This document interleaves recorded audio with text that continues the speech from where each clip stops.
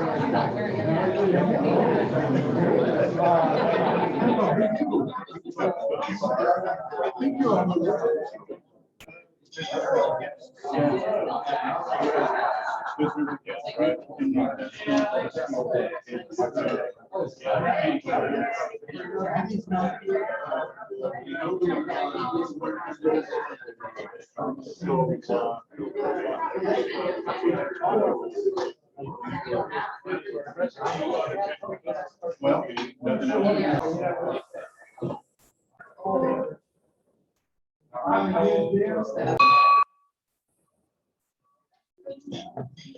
good afternoon and welcome to the November 16th meeting of the Rotary Club of South Jacksonville.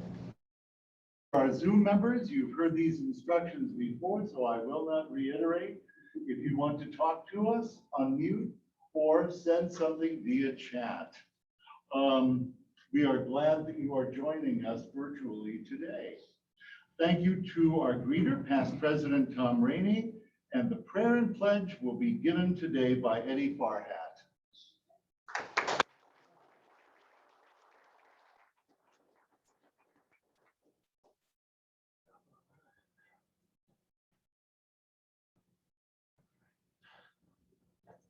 Dear Lord, thank you for this day. Thank you for bringing us all here together on this beautiful day. I thank you for the food and bless it to our bodies. In Jesus' name I pray. Amen. Amen. I pledge allegiance to the flag of the United States of America and to the republic for which it stands, one nation, under God, indivisible, with liberty and justice for all. Thank you, Eddie. Family time, Christy King. Thanks, President Richard. Hi. Hi, I'm on Zoom today just 'cause I'm feeling a little under the weather, so I didn't want to come sick. But so Emery Ware is celebrating his, can you hear me?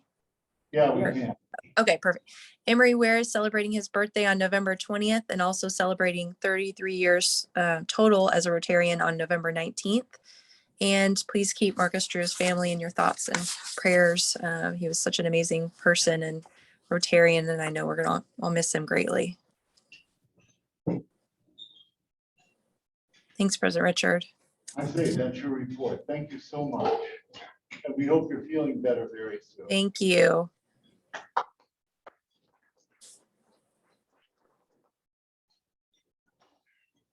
Our history talk today is courtesy of past President Barry Covington. Please welcome Barry.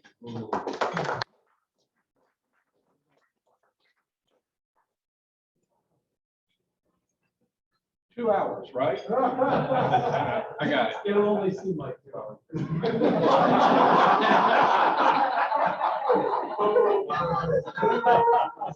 Comment from my former friend, Mike Durag. Anyway, I walked in the door and our president said, by the way, you're the speaker today for the history thing. And I said, I vaguely recall something about that before I left town. Cindy and I were out of town for a couple of weeks. And interesting trip. I'll only give you a smidgen of it. We went to Arlington National Cemetery. Cindy's mother died in August. Her dad is buried there. He was a Navy pilot, Vietnam War, and shot down and lost there. And her mother wanted to be buried there also. So there is a provision for being able to do that. A nice ceremony involving that. And we got to see some other neat things while we were in the area. So anyway, I asked Richard, I said, well, what happened while I was gone? We were really out of touch to a great extent. He said, well, Rotary still survives. And I said, that's a plus. Good to hear. But I did miss you guys. Give you a quick history of the world. I've been a member of this club for 51 years. And when you reach my age and you've been around for that long, you start to really think about things. At least this is my experience from years ago and from this club and some of its members. because Rotary Club of South Jacksonville really has a rich history. We've had doctors, lawyers, Indian chiefs, etc. as members. So it was nice to be able to have those kind of memories of some of the great people.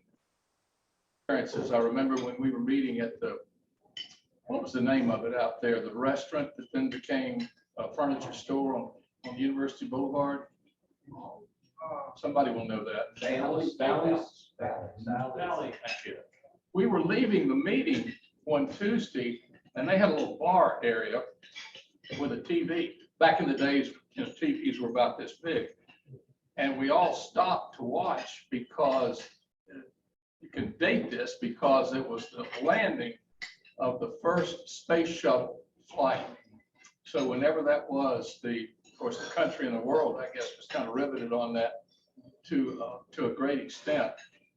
But there have been just so many good things that have happened involving Rotary. My background was in the electrical supply business.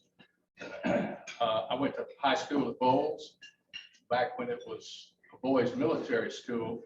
So those of you who can remember that will know that you slept soundly at night because the cadets were on duty.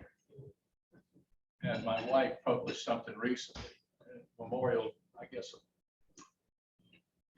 talking about our veterans and so on. And she had me in my Bowles uniform. I said, please don't do that again, if you don't mind anyway. She said, yeah, but you look so good. I said, well, that's true. I understand that.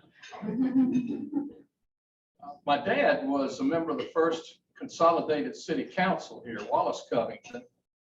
And I remember going through the campaign, and there were marvelous people that ran back then. And I think we had very distinguished people that were elected to the council. And I have great memories of those. In terms of what's happened with Rotary during that time, we were the club in the South Side. There was, I don't think another club existed back then. There was Club at the Beach, and there was Arlington. And so the Rotary Club of South Jacksonville was the place. And at one point, I think in the 80s, we had approximately 175 members. So we were pretty big. And then as the years went by, other clubs were formed. Members, in terms of where you live, a lot of that started to become blurred, which is understandable. But having not really thought this through for what I was going to speak on today, I will allow y'all to enjoy your lunch because there's about 100 other things I could come up with if I stood up here long enough. And I don't want to subject that to you this week. Maybe we can plan for it in another week or two. I'll have my 2 hours on. Thank you.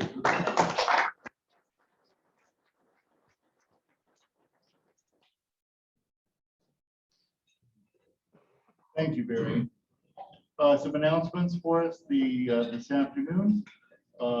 Let's see, oratory contest, any update there? Gingerbread Bill coming tomorrow, November 17th at the crack of dawn. Well, 7:30 is actually the practice. But the sun will be up for it. Please enjoy. But we do have coffee for those who feel as though it's a bad practice. I'll be right there. All right. Thank you for organizing this. And if you're coming, bring somebody. Yeah. It's a great opportunity to bring somebody to know people in the road. Quite right. Thank you. Our 50/50 raffle for the Daniel Kids Project. Lori.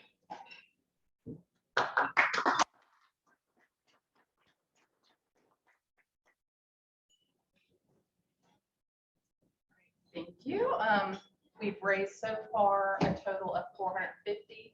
Half of that will go to the winner, half of that towards our district grant, and $6,000 for Daniel's Kids. We're buying some furniture, some rehab type of equipment for their larger renovation that they have going on at their location. You have to draw the ace of spades to win, or the pot is growing. Number is 555-867.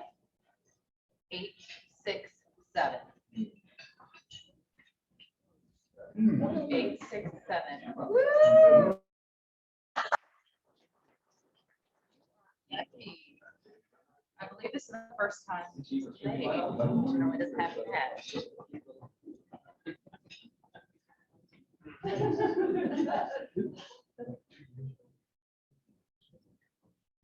Oh. Dive in. All right, one left. And we'll go up next time. Thank you, everyone. Thank you, Lori.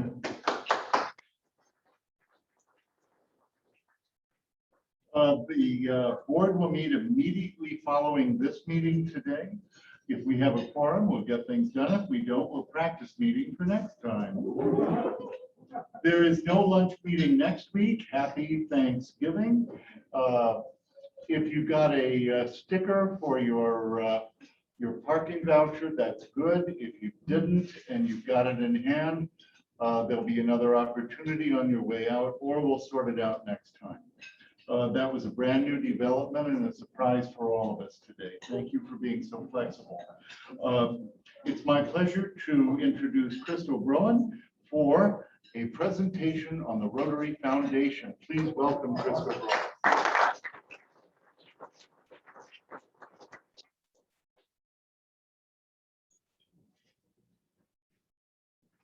Bill's got to get you set up real quick here.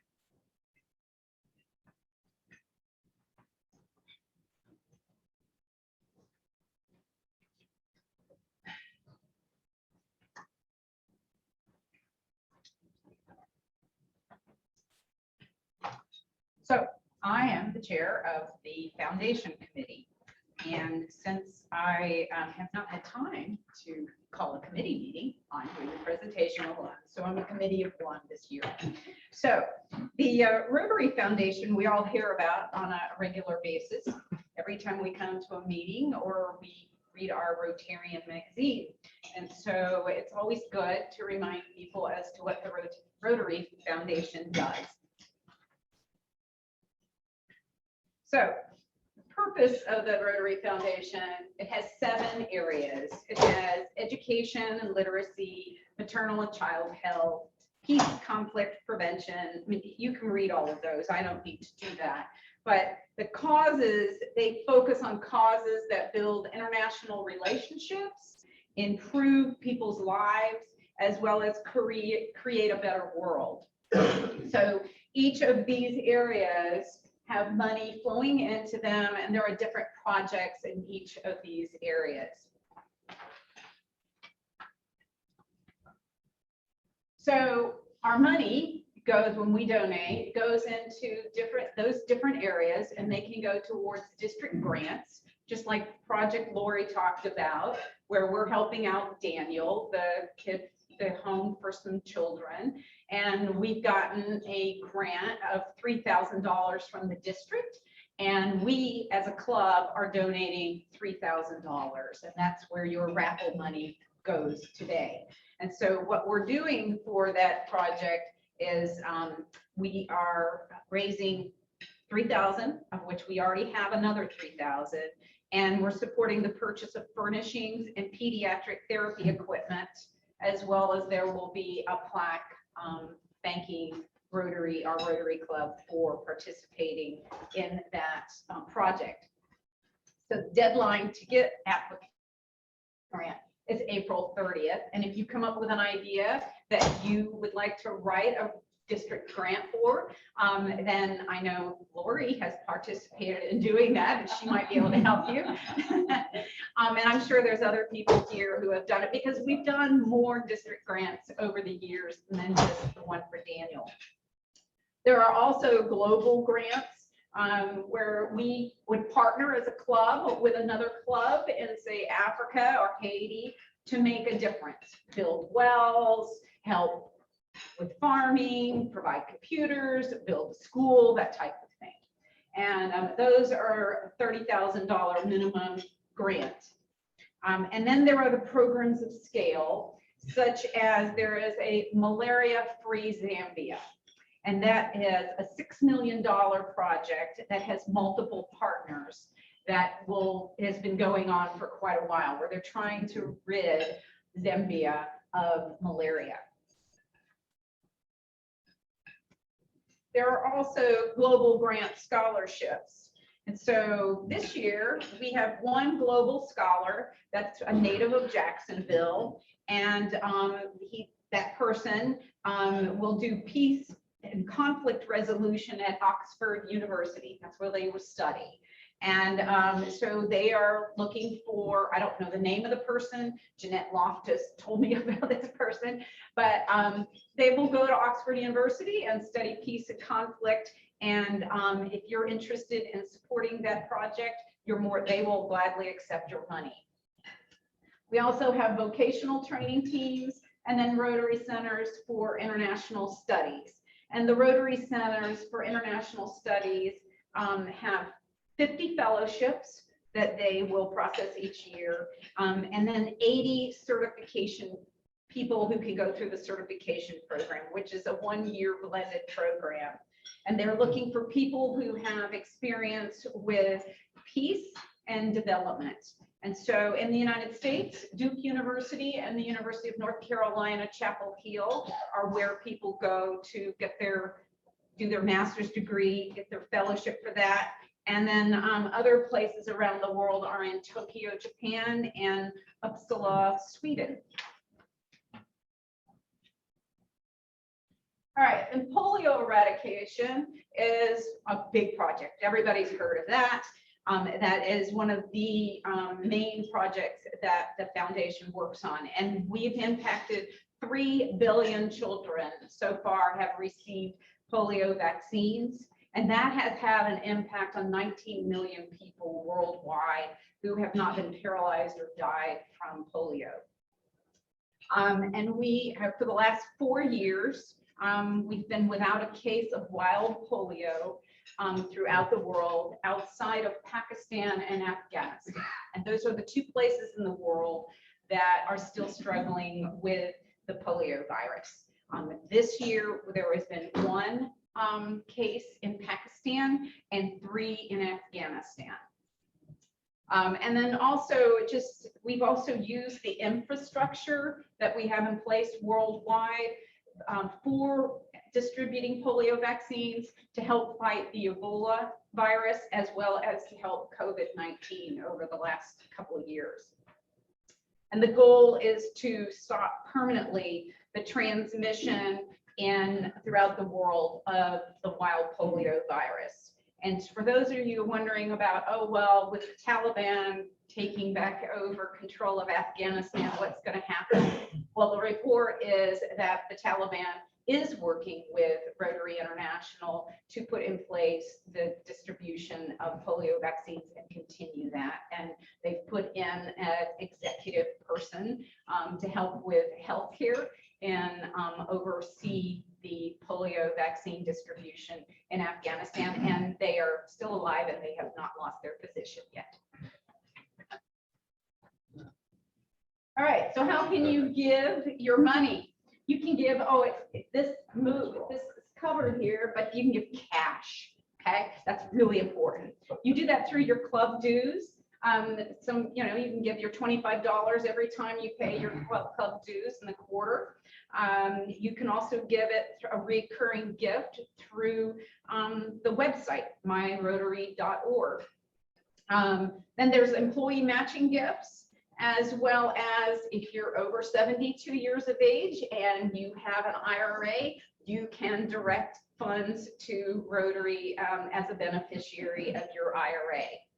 You can also pay with your Rotary credit card. You can go to smile.amazon.com and buy lots of things and have a donation go to Rotary. And then you can donate securities. You can have your estate plan put Rotary as a beneficiary. You can have life insurance. I mean, any way you want to give money, they have it set up for you to give money.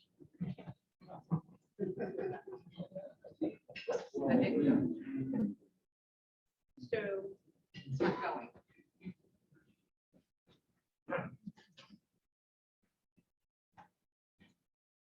There we go. Thank you. Okay. So besides, there's 3 pots. There is the annual fund, there is restricted giving, and there's the endowment fund. So the annual fund is money sent to the Rotary Foundation, and it's invested for 3 years. And then after that, the money is distributed. 47.5%, we'll just round it off to 50%, is designated for district and club use. And then 47.5% goes to the World Fund.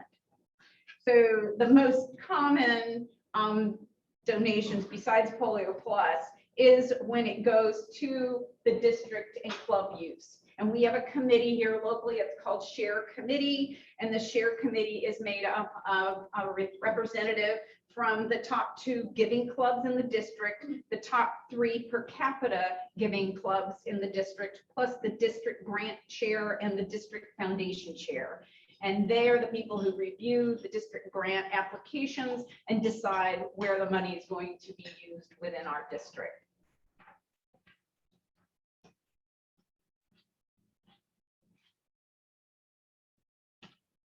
Okay, then there's restricted giving, and the most common example of that is the Polio Plus. And restricted giving goes 100% to the World Fund for special projects. And then there's the endowment fund, which is money coming from planned giving, such as, you know, those estate plans and those rollover IRAs that you designate to Rotary.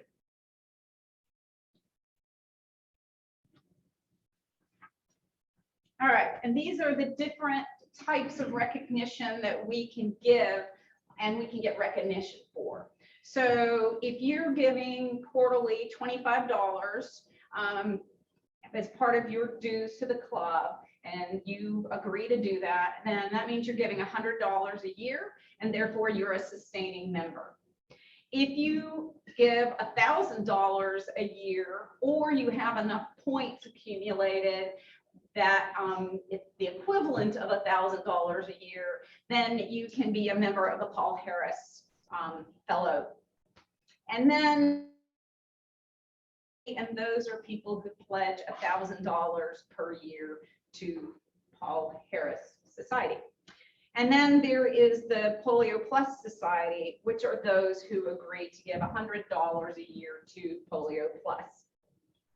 And then we go on down, and I'm not going to go into every level because there's so many, but we do have members of our club who are major donors, which means they've given $10,000 or more to in cash to Rotary. There's also the Arch Clump Society, which is if you decide to give $250,000 or more.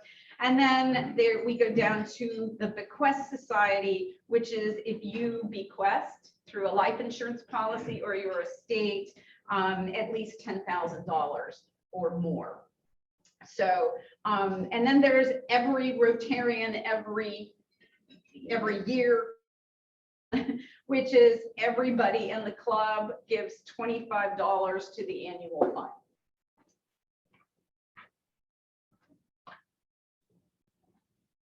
All right, so if you have questions, you should ask your club's Rotary Foundation chair and or foundation guru. You can attend different district grant management seminars, and then you can .org. And then you can invite a member of the district foundation team to. And these are some of the lovely people who are, we're unstable, it just said. All right, but these are the people who are in our district who can answer really detailed questions if you have any. And those are more people who are handling how our funds are distributed or how we raise them. And then this is a couple that is the chair for End Polio Now in our district. And then this is the lady who gave me the PowerPoint presentation, so I didn't have to create one myself. So thank you to Jeanette. And then in summary, our Rotary Foundation is a resource for local and international service. So if you can't go and help build gingerbread houses tomorrow morning at 7:30 a.m. with Mike, you can give money, okay? And then the SHARE program provides substantial local control of how our contributions are used. And if you prefer to see your money stay locally, then you should be buying raffle tickets for our Daniel project. And district grants are there for us to use for local projects. So if you have some idea or some organization, there are people in our community that don't have running water. So maybe some get running water. That would be a great idea for a district grant project. And then Rotarians and clubs and districts benefit from many foundation programs, not just in those here and not just those in other countries. And so just want to point out, if you have the time, our Rotary magazine every month has great stories about how our money is being spent on everything for education, for kids. There is an entire section, it's usually 2 pages, that talk that are going on around the world. And I find them fascinating to read about. They're everything from helping people with prostate cancer to Betty Crocker cookbooks being sold. So to bicycles for young girls who lack transportation in Africa to get to school. So you can have an impact locally or on an international basis. And then I just thought I would give you like a reading as to where are we as a club. We have 65 Paul Harris Fellows. We have 8 benefactors. We have 3 people who have joined the Bequest Society. And then we have 5 major donors. In total, we have about, or just over 77 people who have donated. And we only have 4 people who have given nothing so far.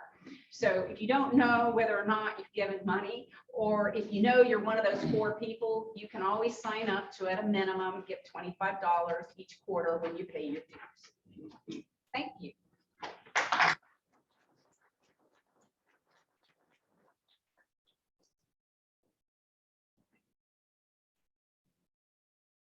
Thank you, Crystal. That was outstanding. Let's see, introduction of visitors and guests, Greg Anderson.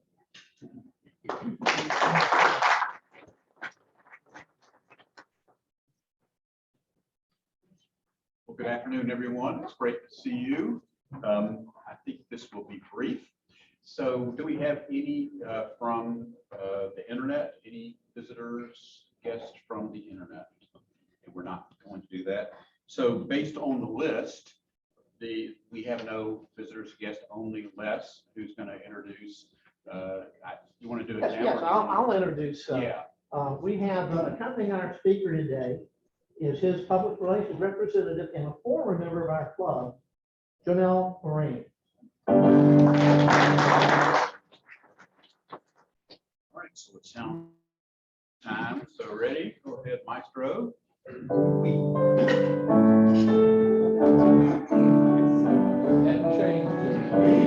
Here in Rotary, welcome you today. So glad you came along, glad you came our way.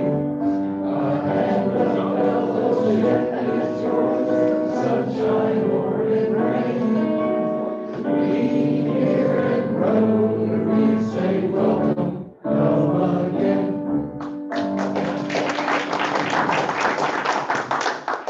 And now I would like to give you Les Loggins, who will introduce our guests for the day.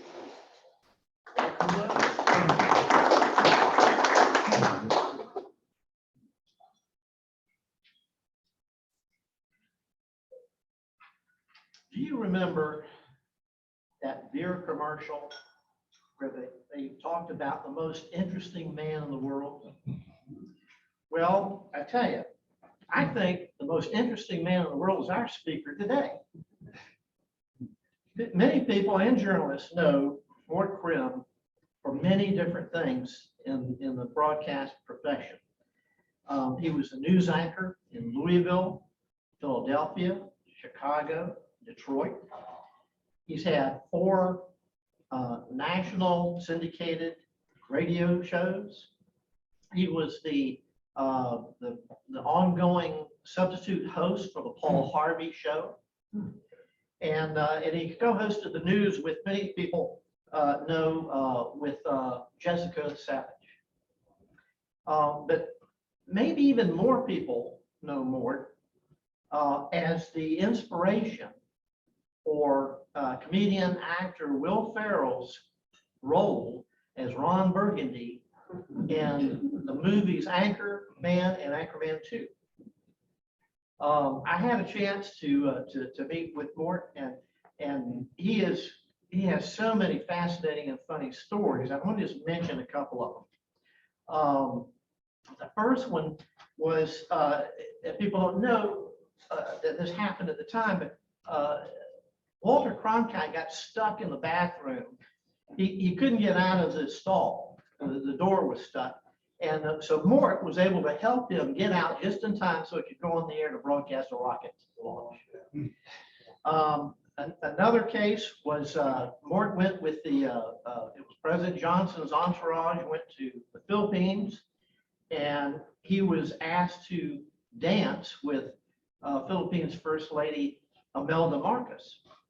Well, because of Mort's background, he never danced. He didn't know how to dance. He was worried about stepping on her shoes. And at the time, no one realized that she had 3,000 pair of shoes. His first wife unfortunately died, and he married again. And his marriage ceremony was very unusual. Mort has had planes all his life, and he flies them. And so he took a plane up in Jacksonville, was flying around his condo, and he had his fiance with him, and he decided to get a notary public to come with him. And they had their marriage ceremony in the plane while he was flying around Jacksonville. And then another thing that's very important in his life was he was actually an evangelist at age 15.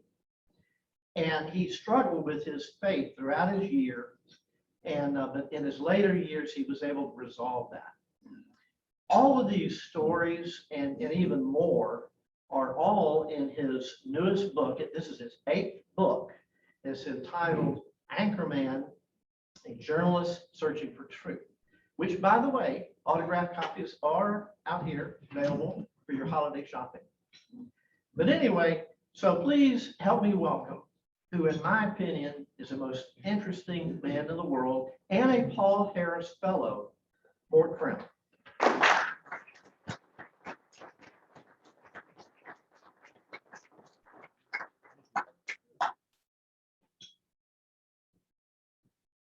That's the book, so thank you very much, and I'll meet you outside.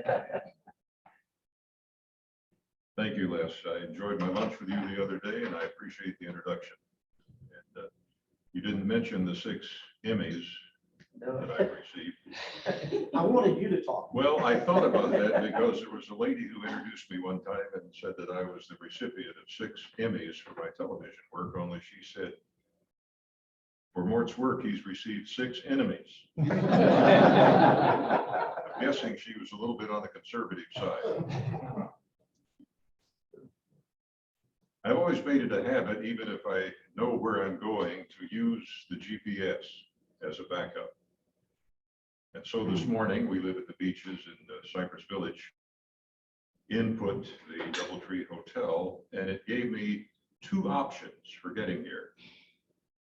One was on surface streets, a little bit slower than the other. The other was using I-95. I thought about that as I was driving here. I thought, you know, all of us in this great country have pretty much the same objective. We want to get to the same place. We want good jobs. We want clean water and air. We want educational opportunities for our children.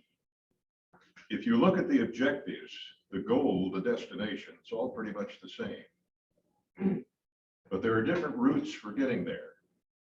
One is called conservative, one is called liberal. We're not enemies. We just have different ways of trying to get to the same destination. I think I got an illustration of this when I covered the space program. Had a chance to meet some very interesting people. Many of the astronauts I got to be friends with, have even swam with some of them at the Holiday Inn. But one of the things I learned during the space program was that it takes a community, a group of people, the government, to make it all happen. We'll call that the liberals, the Democratic Party. It's a community effort because Democrats do tend to accentuate the group.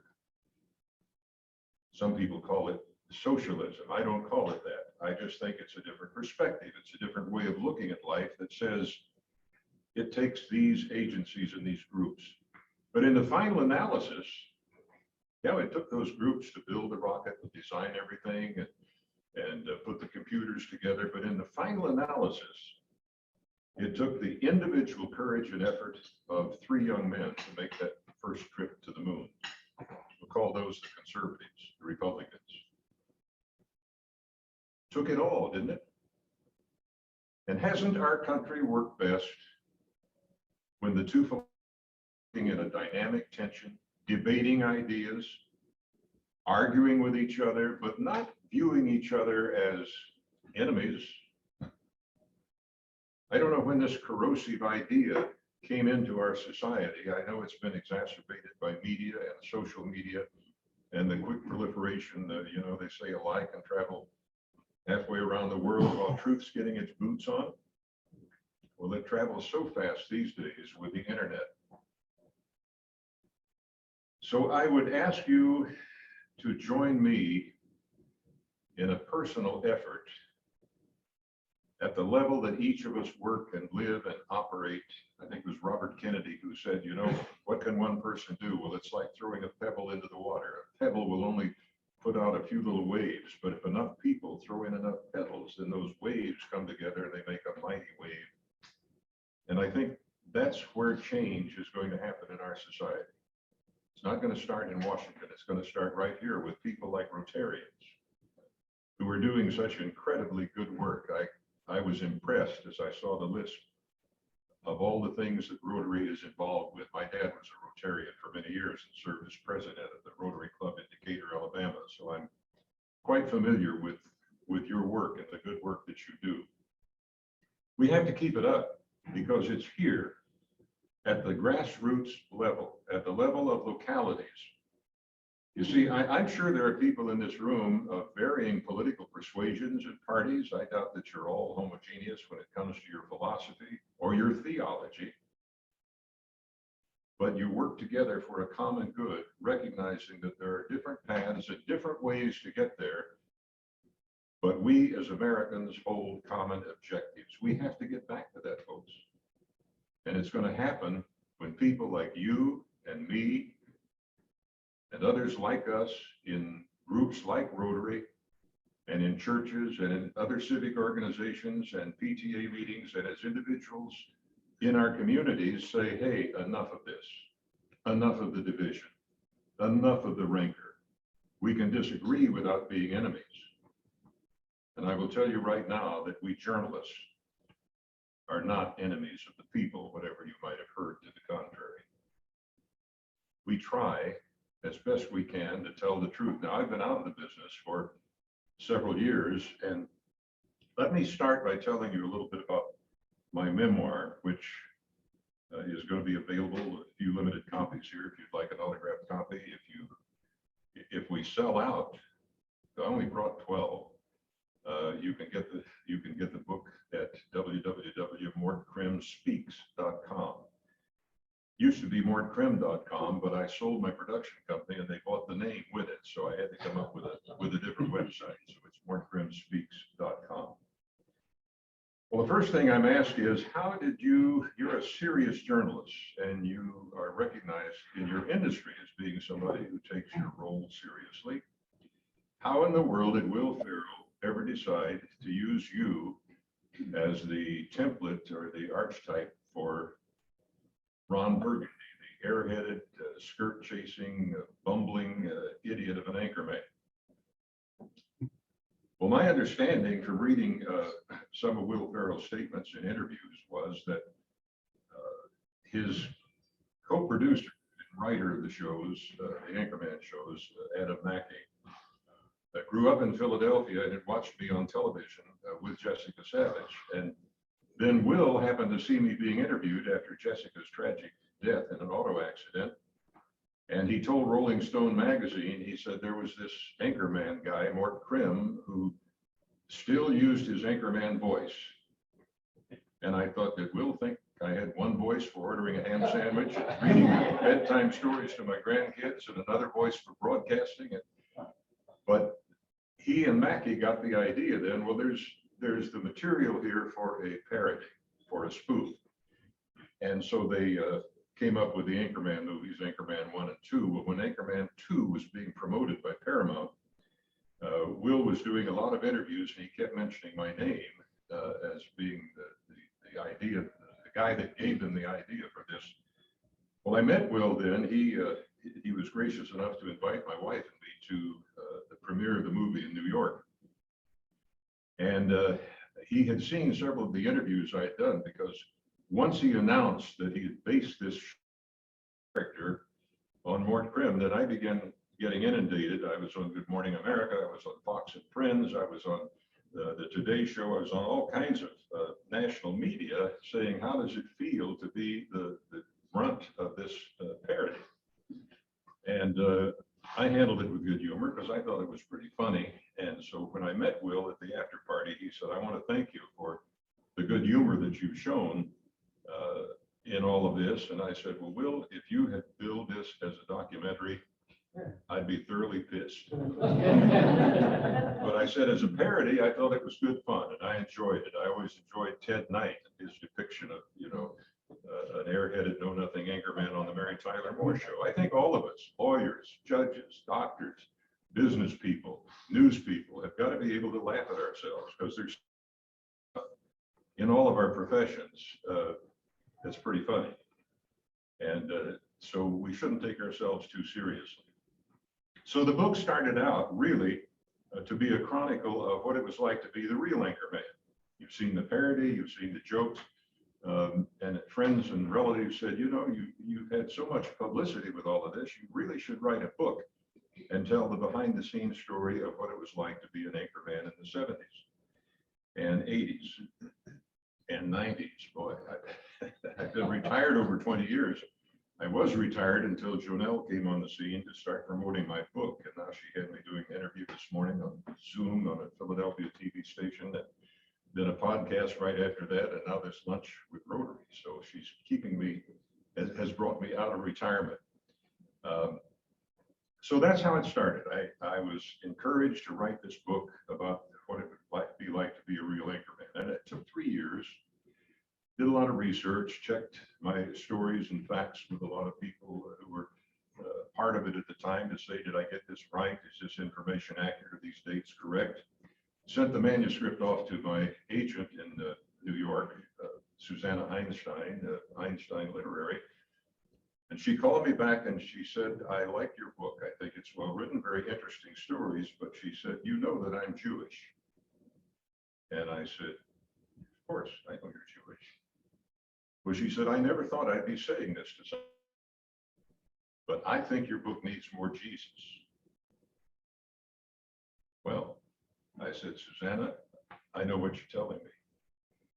You're telling me that these little bits of my theological struggle and my philosophical struggle and my desire to answer the big questions, they keep popping up in these stories that I'm telling, because that's a part of my life. But I kept moving past them to tell more about what it was like to be with the astronauts and follow Lyndon Johnson around the world, 7 nation tours and 3 summit conferences. And you're telling me, she said, yeah, I'm telling you that personal struggle is the story. That's your story. Lots of journalists have had incredibly wonderful experiences covering the news. I call the job of the journalist having the the greatest job on earth. It's a front row seat to the greatest show on earth, and you get paid to do it. Went back and I took another 2 years to completely rewrite the book, letting my personal struggle with faith become not a subtext, but pretty much the dominant theme of the book. Now, all those other interesting stories are in there, but I wrote the book then with a completely different objective and perspective.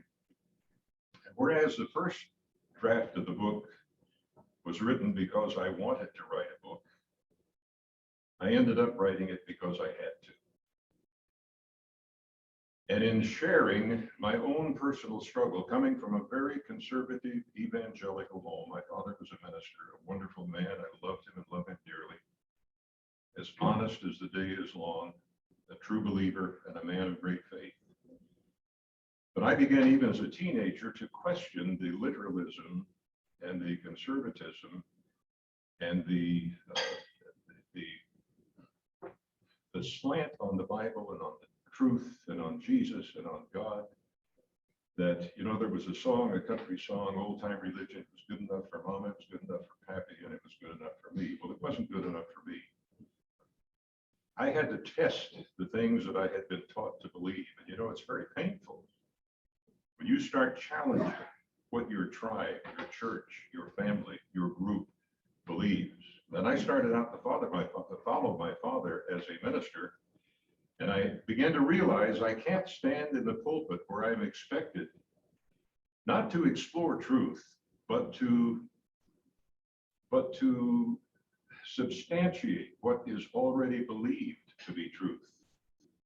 And that to me put a wall and a cage around me that I just couldn't live in.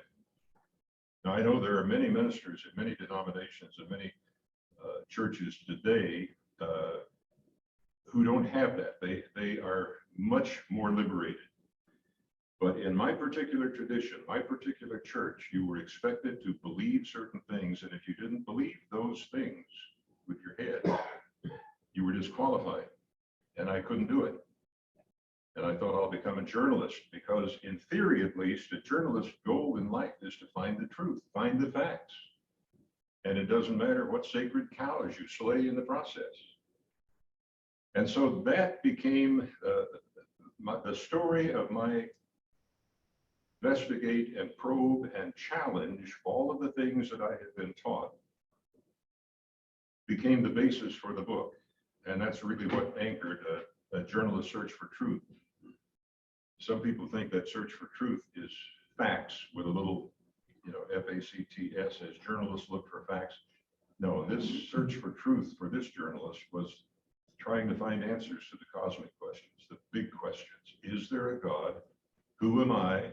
Why am I here? Does life have a purpose? And I will tell you, it's been a fascinating journey, and it still is. And in the last chapter of the book, I talk about where that journey has taken me, what I believe today, those things that for me are solid. And I have come to a faith that takes me beyond science, that takes me beyond the known and the rational, but doesn't contradict those things. And to me, that's what a real faith is. It's something that moves you beyond what is known to what you can experience and what can be very real for you. It's beyond what can be scientifically proven. And the illustration I use for that is my love for my wife and for my children. I can't prove that. And you could give me every scientific, psychological reason why I shouldn't love my wife or my children, especially my children. But it wouldn't matter. It wouldn't matter because love has a reasoning of its own.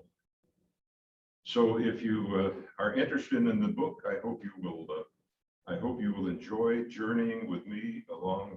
I'm 86 years old now, and it continues to be a wonderful pilgrimage. Every day there are new insights, there are new discoveries, and I want to stay always open and honest to new truth. I never belittle anybody who has a different belief system, who is not where I am on the journey. just as I will respect those who are not where I am politically or philosophically. We're all in this together as human beings. And one of my good friends in Detroit, and I will close with this, and then I want to open it up for questions.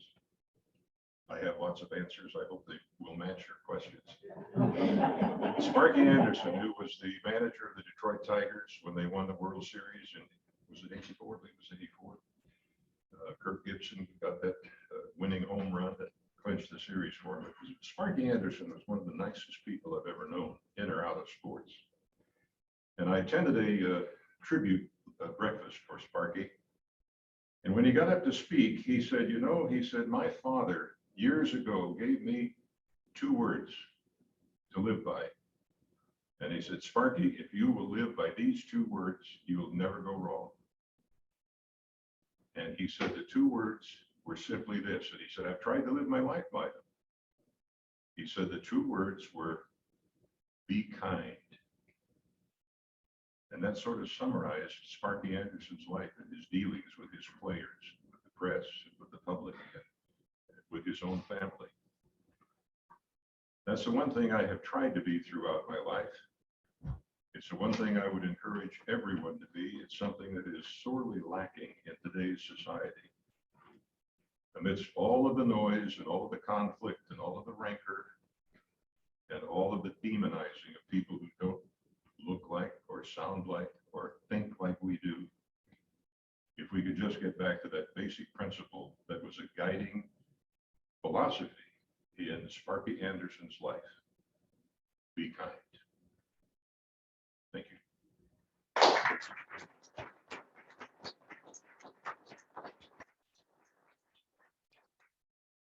Yes.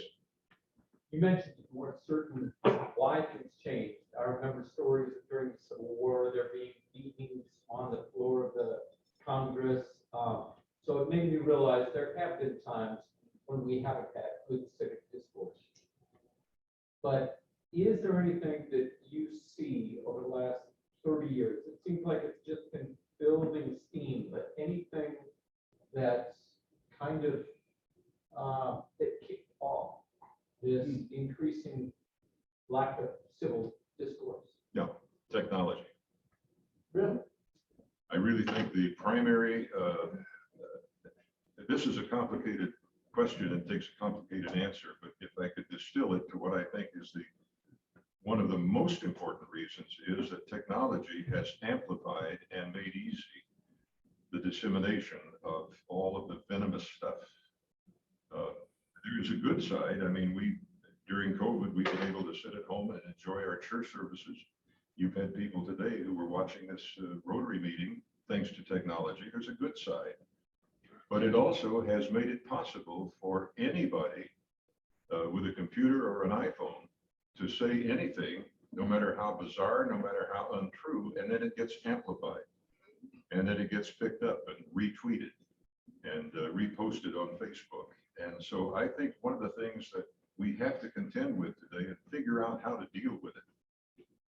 I've been absolutely appalled, but not surprised, I guess, by all the criticism of Facebook as these whistleblowers have let us know how Facebook has put money and profit ahead of the public good.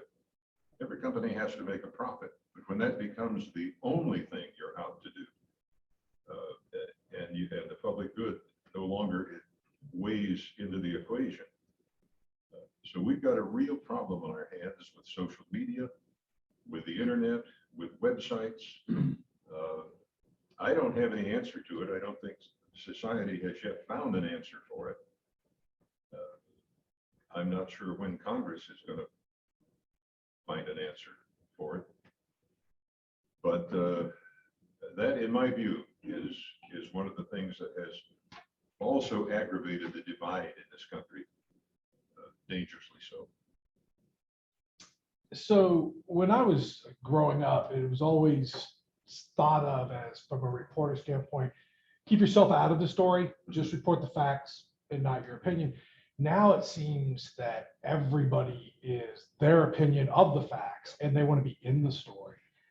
Well, see, one of the one of the problems is we refer to these cable channels as news channels. They aren't news channels. MSNBC and Fox are not news channels.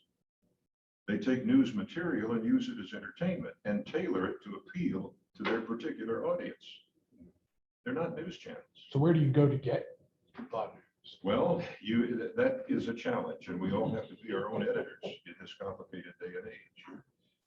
I have my own list of media, newspapers, magazines.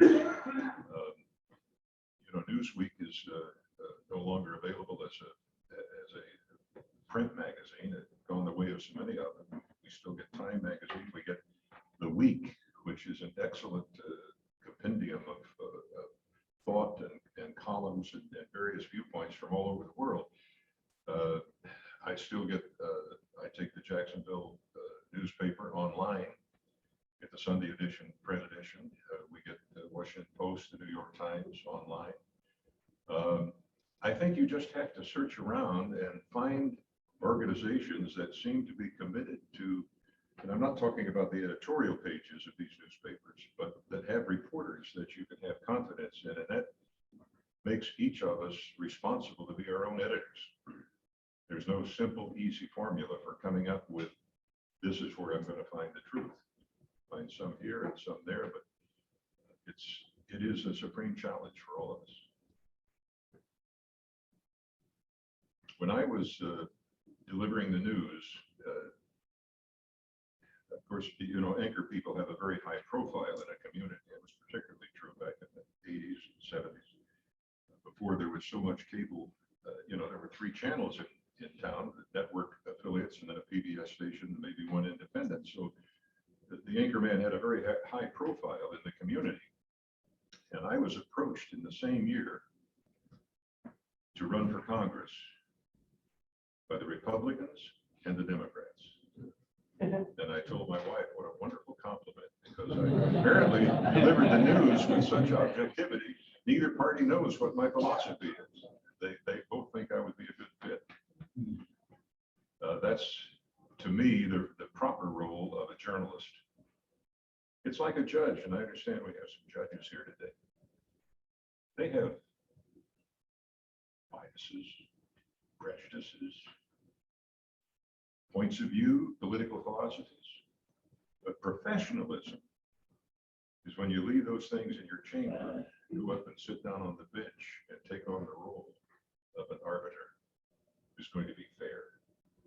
And I think that's all we can expect of our journalists. We're not without our biases and prejudices and political points of view, but professionalism demands that when we sit down at that computer or stand in front of that microphone or that camera, we leave those things behind and to the very best of our human ability, be fair and objective. Yes. In the early days of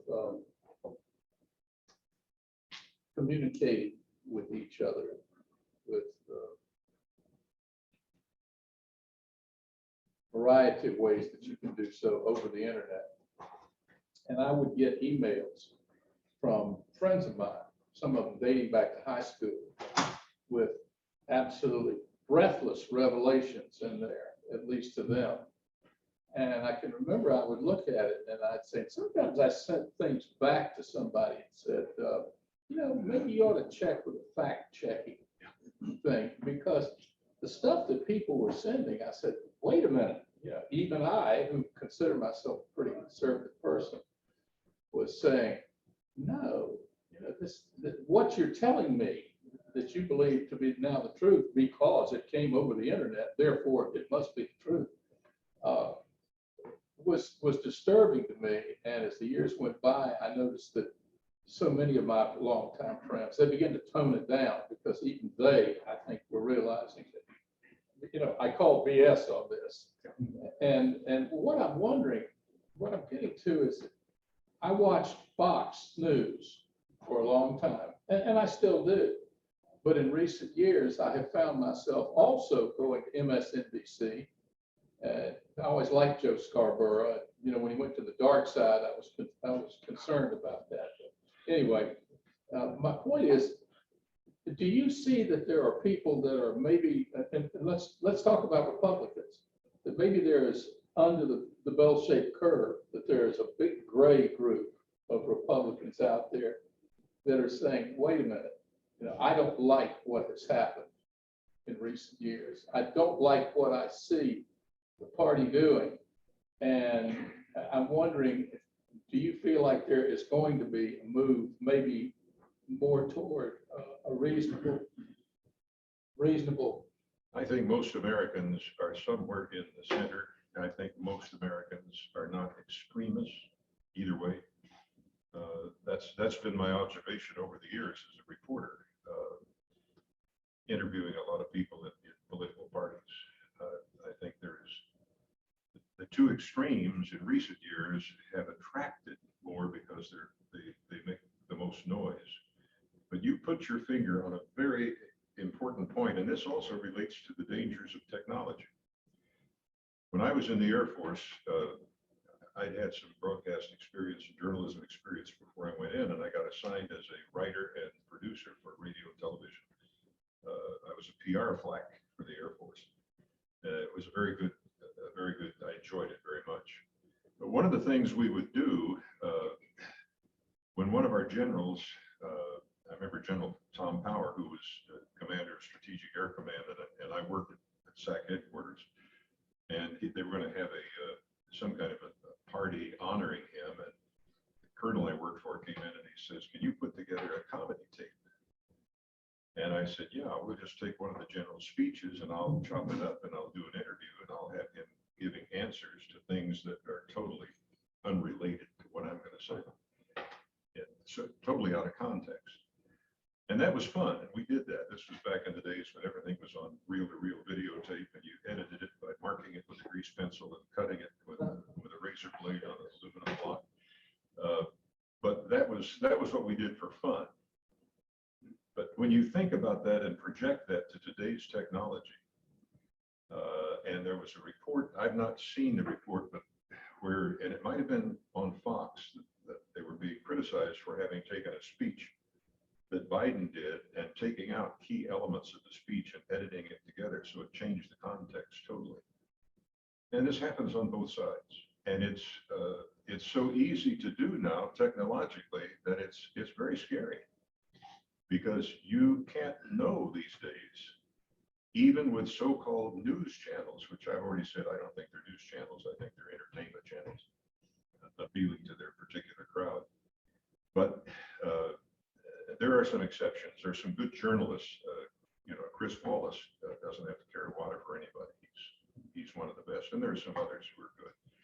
But this is a danger, because we're in a technological age where you can make people say things they didn't say. You can take things out of context, and it can be so slick and so well done that you look at it and you say, "Wow, I can't believe she said that."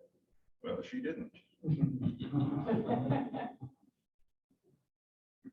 I know our time is really up. Who was your favorite interview? My favorite interview, there were two. One was Mayor Coleman Young of Detroit. Mayor Coleman Young was a real character, very controversial, hated by a lot of people, beloved by a lot of people, which is very often true of charismatic leaders. But Coleman Young, he hated the press, but he always felt I'd given a fair shake, that he thought I was an honest reporter.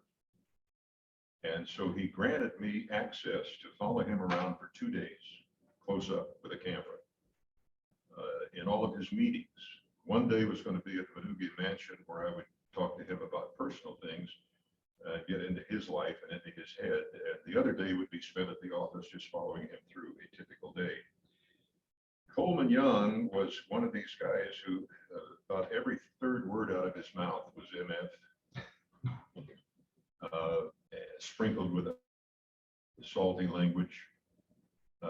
He knew who he was appealing to. He knew who his voters were. But the thing that fascinated me when I got him in private, I found out that the man knew history. He knew philosophy. He loved opera. He loved classical music. He would never have admitted that to his voters.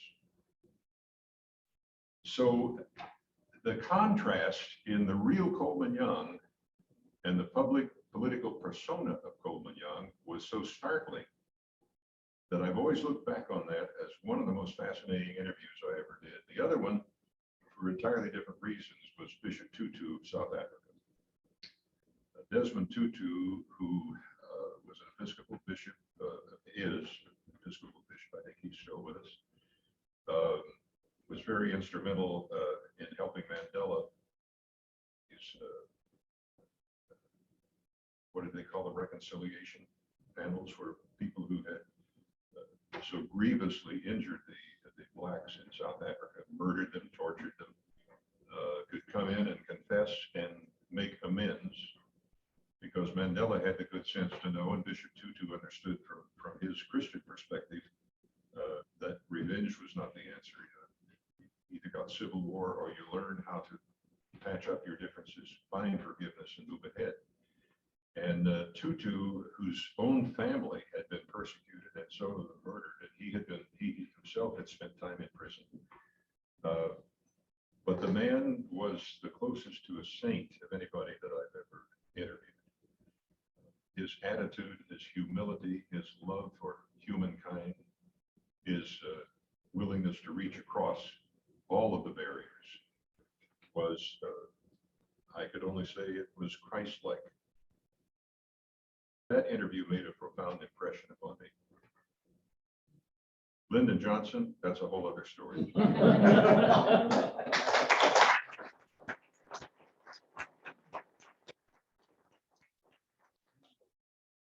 Rue the moment that anyone has to tell you that your time is up. I know that if you can make yourself available, that many of us would like to speak with you a little bit more after the meeting, and also your book. And I should have said, I'll be right back after this commercial. The books are $20 even, and we thought that made it easy. They sell for $24.95 on the website plus shipping and handling. I handle it for free and there's no shipping, so $20. Thank you again. And I'd like to add that we will make a small donation in your name to the Rotary Foundation for the eradication of polio. It is the least we can do. This has been fantastic. Please remember, next week, no lunch meeting. We are off for the Thanksgiving holiday. Happy Thanksgiving. We will meet again on November 30th. As we end our meeting, please join me as we say from memory, each one bring one. Each one bring one. Yeah.